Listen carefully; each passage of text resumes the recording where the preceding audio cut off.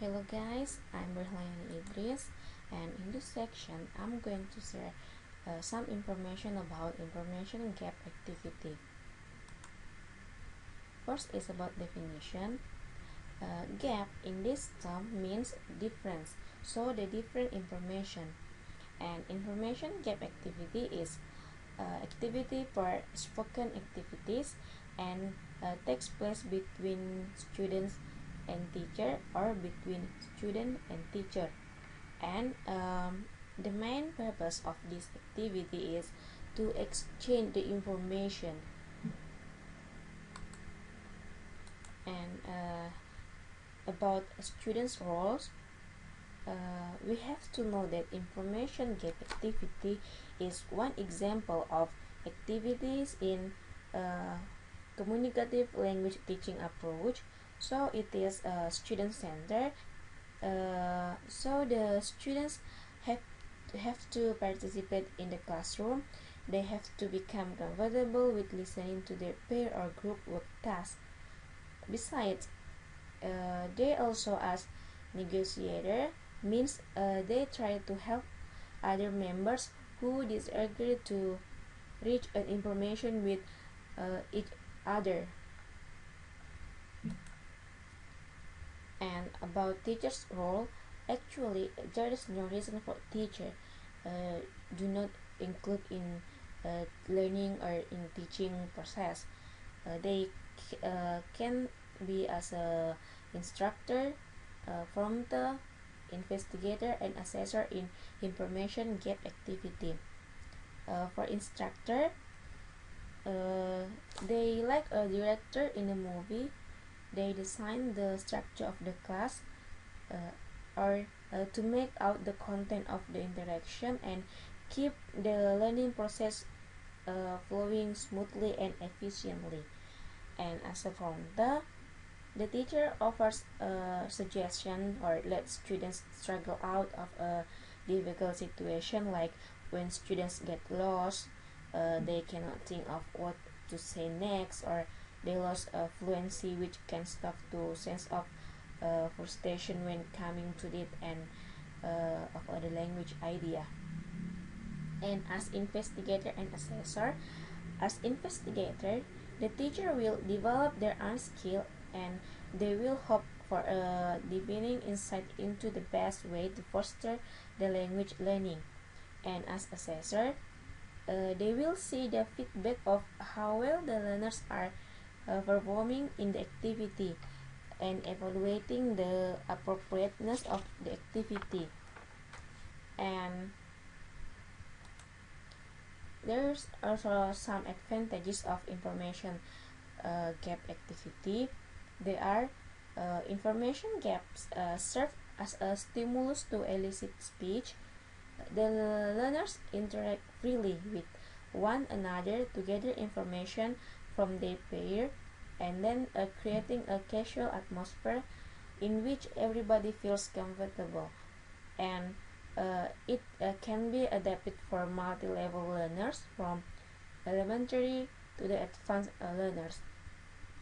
And it can provide a comprehensible feedback from the learners, such as a wide diversity of opinions, references, values, or many different experience and style of learning.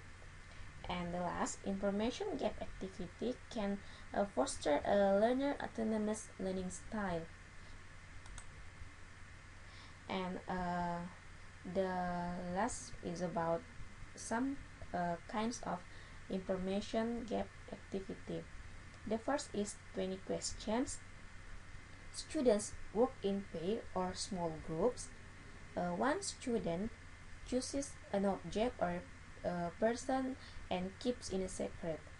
The other students must ask yes or no questions to determine what the object or what the person is, who the person is. The maximum number of questions is 20 or 20. That's why it's called 20 questions. And guess the card. Students work in partners. This is similar to 20 questions, only the students already have an object chosen for them, and they have to ask yes or no questions to determine what is on the card.